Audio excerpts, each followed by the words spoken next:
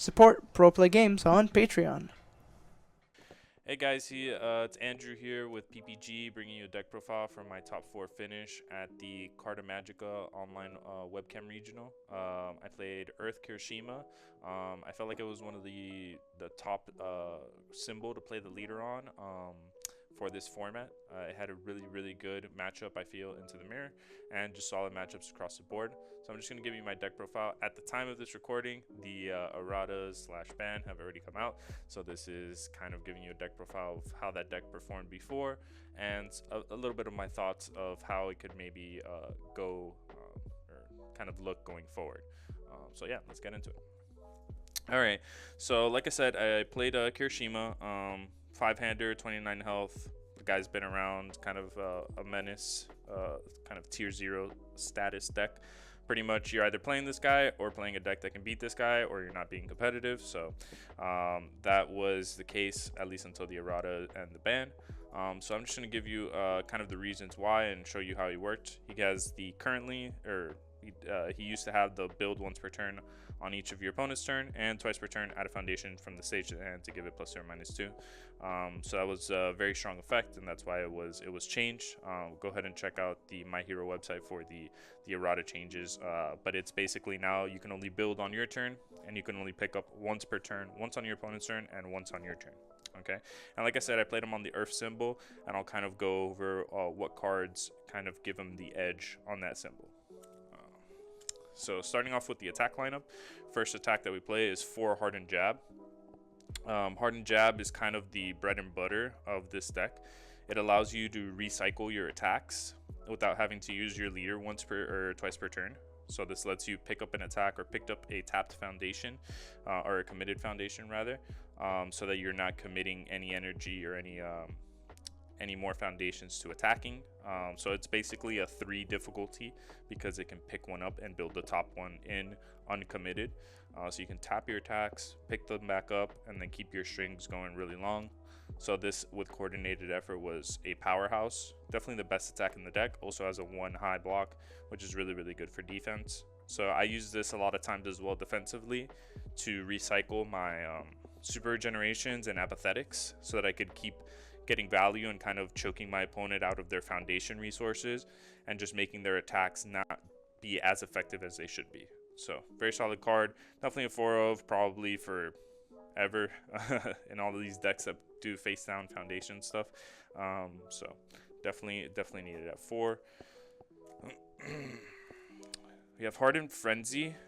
At first, when I first started playing this game, I didn't think that this card was very good, but as I've started to play more, I started to realize and gain the value of this card. It's a low block, which this symbol doesn't have much of, so it's really nice to just have this card available to you as a low block. And basically, the reason why this card is good is because it's a 5 high for 5. You can pump it with your Harden, you can pump it with your leader, get it to really high numbers like 7, 10 damage. And then if your opponent completely blocks it, it gets built face down. So they never want to do that. So it's almost like a throw, which are very strong and Earth doesn't have access to. So this kind of like acts like as like a pseudo throw, where they kind of either want to wall cling it or they don't want to block it at all. Because they don't want you to build it down, clear your progressive difficulty, and continue attacking them. So really strong card. I have newfound respect for how strong this card is. To round out the 4 difficulty attacks, I went with High Engine Kick. At first I was playing a punch version of the deck, but I found that the attacks were not quite fast enough. I wanted some attacks that made my opponent commit some foundations so that I could hit with the harder ones a little bit easier. And these between the Harden Frenzy and the High Engine Kick, you have these nice little pokes where your opponent doesn't really want to block them, and then if they don't block them, you deal some damage on that turn, can build up defensively, get that momentum, and be able to drag the game on using those resources. So it was really nice. It also filters your hand, so if you're looking for something, you can pitch and draw. So between your leader and this card, you're going through your deck pretty quickly, and it's a 6 high for 4. when you do that effect. Note that you do have to pay costs, so when you're playing against decks that have cancel, they'll have you pitch the card and then you won't get any of the effects. So it's also a 1 high block. I try to play as many of my attacks and not have bad block modifiers, because often you will be blocking with attacks. It's just the nature of it. They have really good block modifiers, and you're building them down consistently with what coordinated effort used to do before it got banned. But yeah, just a really solid card. I think the Voidless also used it to really good effect. So solid inclusion, just a really high value attack. Harden Chop. This card is just, you know, it has the breaker 1 for defense. It's a low attack, so it's your only low attack. And it just kind of comes in and just kind of ruins your opponent's day. You can also destroy a foundation to build the top one down, so that'll make it basically another 4 difficulty attack, even though it's a 5. So it kind of replaces one of the ones that you would have to commit to play it. It's got that 2 mid block, like I said, with the breaker 1, so that helps you on defense. If they do end up blocking it, or you do end up picking it up, it kind of helps you survive. And then the nastiest effect of it is almost like another attack that nobody ever wants to block, because if you block it, you have to discard a card. So usually your opponent will just take this, so you want to use your leader effect and your Harden effect on this, get it up to that 10 damage range, and just kind of be like, block this and drop drop an extra card, or take 10 damage. So it kind of puts your opponent in a difficult position. It's just another great poke. And that's what this deck wants to do, is just wants to poke, put your opponent in tough spots, and just play incredible defense. You have Naval Laser Beam, which is kind of a Earth's goodie bag, basically. Part of the Earth package that makes Earth special. It's a hard 5 difficulty attack, so it's not the greatest to lead off with or to use if you don't have a good reason to go into it. But it does have some great stats. So first off, it's a 2 mid block with breaker 2. Breaker 2 is an exceptional defensive tool alongside your Harden Chop with breaker 1 and some foundations you play several breakers, and I've found that breaker is the best way to defend against these long strings and against decks that want to go and try to, you know, attack you multiple times, which is what Kirishima doesn't want to happen. He wants you to attack him like 2-3 times and just kind of like not do much, because he's gonna perfect block at least 2 things, probably 3, and then kind of shrug off the other attacks with his high health total. This makes it so they really don't even want to attack you more than once sometimes. If they lead off with like a throw, or they lead off with something that's like easily blocked and you just go breaker 2, they're just not gonna want to commit, because now they know you're probably going to block the next attack, and they're going to have to commit, especially if they check a 3. You make them check a 1 pretty much. Now they have to commit so many foundations just for that attack to go through. So this is a really solid card on defense. And then on offense, it's really nasty because it lets you discard a momentum to unflip 2 foundations. And when I get to the foundations, I'll talk about the main ones that you want to be unflipping. But basically, it lets you do apathetic and super regeneration are the main ones. Or just in general, your leader builds everything face down.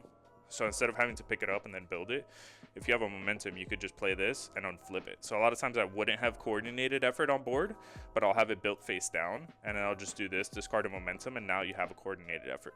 And this attack hits really hard, so they always want to block it, which is really, really good. Pretty much this attack puts them into a difficult situation because with coordinated effort, because if they blocked it, then you get to build it face down, pick it up on defense, and breaker 2 them, or on your next turn, use it again to unflip your foundations and just kind of put them in like a resource loop where you're always coming out ahead. And you could get it up to a 5 mid for 10 with your leader effect, because you can flip a foundation to give it +2 speed and flip a foundation to give it +2 damage. So if you had some extra foundations to flip that you didn't need, you could use it to pump its stats, and that helped a lot of times with like plus ultra and stuff to go for game. It's a very hard hitting attack, so it's kind of nice to have a few of those. Harden Pummel, pretty much just hidden here as a tech against plus ultra, where you can get this up to really high damage, really high speed, and your opponent can't plus ultra you. Just another way to use your momentum. So it was just a solid attack. Nothing special, could definitely be replaced. It's the worst attack of the lineup, but it has decent stats. It's a 5 mid for 5, so sometimes you could just throw it out there as a poke and just be like, yeah, you're blocking on at least a 6 most of the time if you don't have any speed hate. and that was pretty solid. And then it was just a 1 mid block as well, which helped you on defense. So yeah, main reason why it's here is your opponent cannot play action cards during this attack. So if they ever left themselves in a situation where they were relying on plus ultra, you could just do this and be like, nope, this attack is going in for game. Then going into the foundation lineup, the good old band coordinated effort, 6-check. You guys know what it does. After your block attack resolves, you build it face down, allows you to recycle attacks infinitely. And then the deadlock enhance. This deck used it probably more than my other Kirishima builds, because Earth plays such a tight defensive game that your opponent is going to probably be forced to go into deadlock, because if they can't really poke you out of the game, they have to go for long strings, and if they don't have enough attacks in their hand to do a long string, then they're never going to get anywhere. So this is pretty much kind of like damned if you do, damned if you don't on the deadlock enhance. And then obviously you just have the 6-check, because why not on this card, right? But going forward, you probably you obviously wouldn't be able to play this. You might want to play more of a, you still probably want a deadlock enhance.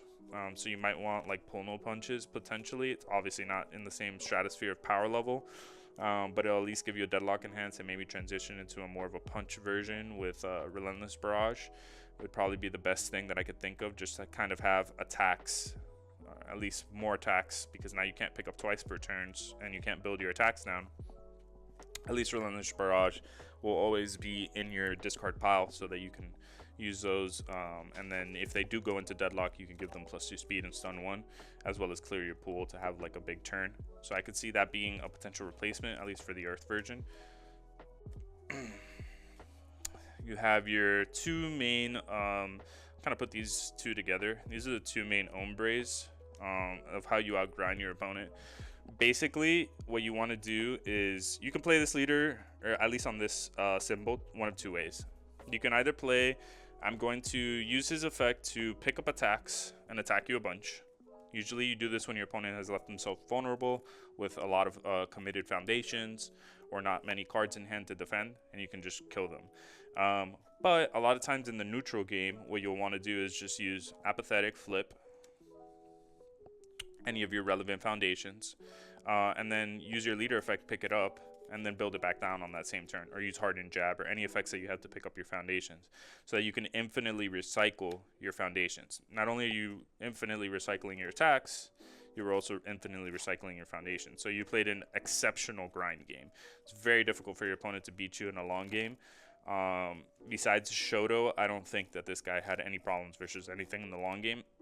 It was more about, can you deal enough early damage to me to make the game difficult, because once I got you into that, you know, that late game lull, I could just I'll make it so you have no foundations, everything is flipped face down.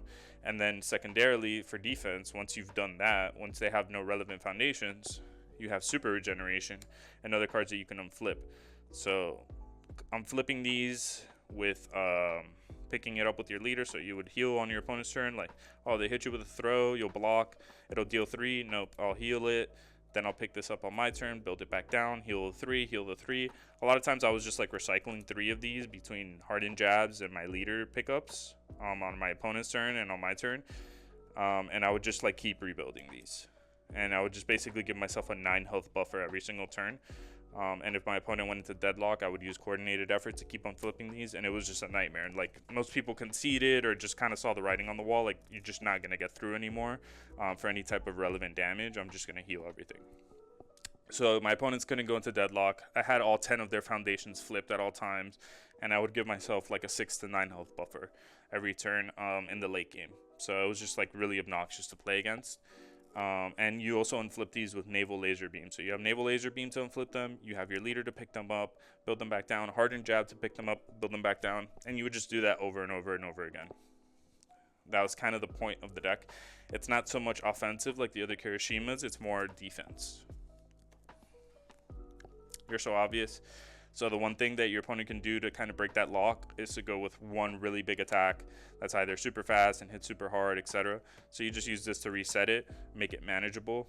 And then if it's super fast, you just reset the damage. Like if they usually have to do both, super fast and super high damage. So you can just reset the damage, take it, heal it with super regeneration, or reset the speed, allow you to block it.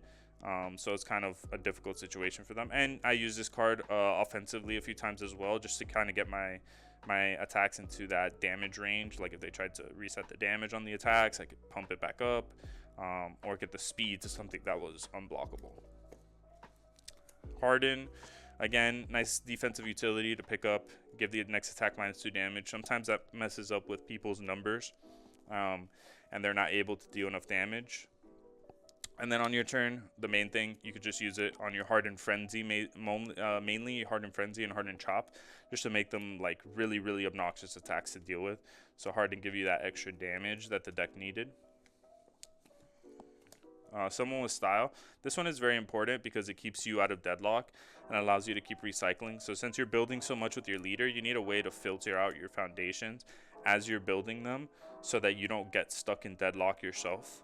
Because you don't want to deadlock yourself if you're trying to like force your opponent into deadlock. Sometimes it's okay to do, but most of the time you don't want to like give them an option to like get out of the stranglehold that you have them in, and this just keeps untapping itself and blowing up your foundation. So it gives you pretty much, having like 2 of these out gives you like between you and your opponent's turn 14 foundations, because you can untap these during your turn and untap them during your opponent's turn, and you're always going to be building and refreshing those foundations, so you're just going to have more foundations than your opponent when you're playing the deadlock game. And then also if they are playing like a stun, like Reciprocal Burst, it's really good against that. You just reset the speed to 0 when they use the stun 1. That doesn't come up as often. And then, yeah, just pretty good block modifier too. Most of the cards in this deck have pretty good block modifiers, except the low blocks. Manly Passionate, another defensive tool, one of the best defensive cards the decks can play, because you can just like block with a foundation and then build it. A lot of times I would use this with like You're So Obvious, like they wouldn't see it coming and they would plan their turn, and I would like basically instant speed build a You're So Obvious on their turn, and they would be like, oh wow, now I have to play around that. But yeah, it just lets you clear your pool so that you don't have progressive difficulty when blocking, and on a 1 difficulty, and it is a low block just to help you out a little bit. It's a really bad low block, but at least it's a low block. And then, yeah, you can just use this. It's really good early game against aggressive strategies, because it makes it difficult for them to really push through, because you could just keep blocking for free. Shock Absorption, just another one just to control speed a little bit, make it easier for you to block. You don't have much speed hate, so just having this on a 1 difficulty just to help you deal with high speed attacks. It's really good. Like I said, against aggressive decks that need to push the damage early, you could just tap this. You know, they say stun 1, you go perfect, I'll stun this one, -2 speed, and then block the attack. Resistance, it's really good in like the mirrors, where you can just kind of like get a lot of value from like, you can give the attack -2 damage, then use your leader, pick this up, give that attack -2 damage, and then block with this and give it breaker 1. It's also good against like stun 2 decks, because you can cancel stun 2s really nicely. So that's one way that your opponent can get you, because you don't want to go into deadlock too often. Some matchups you do, like against air usually you do, but against a lot of other decks you're just like, I don't really want to do that, and then they can maybe like tap enough of your foundations to kind of ruin that game plan. So that's why you play the resistance as well, and I play 2 more in the sideboard to help with that. And 4, it can't be fixed for the same reason. Nice high block, and just to prevent your opponent committing you out, you can commit this foundation and build the top one out, so it kind of replaces itself in that situation, and a nice little spam. And then finally 2+ ultras to help you go for game, and importantly defensively, so you can block some incredibly fast, hard-hitting attacks, at least either partially or full block them. So it's really, really nice in that scenario. Yeah, plus ultra is just a great card. And then in the sideboard, we went into Nomu. Nomu's kind of nice in your harder matchups. At least that was the strategy, to side him in against Showdown and side him in against like YuGiOh and stuff like that, who want to hit you like incredibly hard with certain moves, and then just kind of like play it. But Nomu just kind of like sucks as a character in my opinion, because he's like super reliant on this Relentless Barrage card, and if you didn't see enough, or you didn't see the combo, and I wasn't playing that many punches, it was kind of awkward. A lot of times like I whiffed on attacks, and it just felt really bad. If I don't get enough attacks with this character. He was okay, not great as a side, but he had his purpose there. I also played 2 Merciless Rush, just so I could go up to, I'm playing 22 attacks, I want to say, in the main. Yeah, 22 attacks in the main. I would go up to 24 when I was playing Nomu, because, yeah, you just need to see attacks. So I would like I would side out, I think, Harden, Harden Frenzy, and bring in the Relentless Barrages to take out some of the kicks for these, and then put in 2 more punches just to kind of help with the thing. This is also a low block, so just in case I need low blocks, Merciless Rush I could bring in as a low block. And then finally, 2 more resistances and another Plus Ultra just to help against those fast decks and just grindy matchups where the -2 damage really came up a lot, and stuns were important. So you have this to cancel stuns, and then Plus Ultra just to help with the super fast decks like Reciprocal Burst, that type of stuff. But yeah, that's pretty much the deck profile, guys. It's going to change a lot, of course, with the changes that they made to Kirishima and to Coordinated Effort. I don't know if it'll still be playable. It might not be rendered relevant, but I'll see what I can do and try to bring you guys a deck profile for the updated, after ban, after errata version. Catch you guys next time.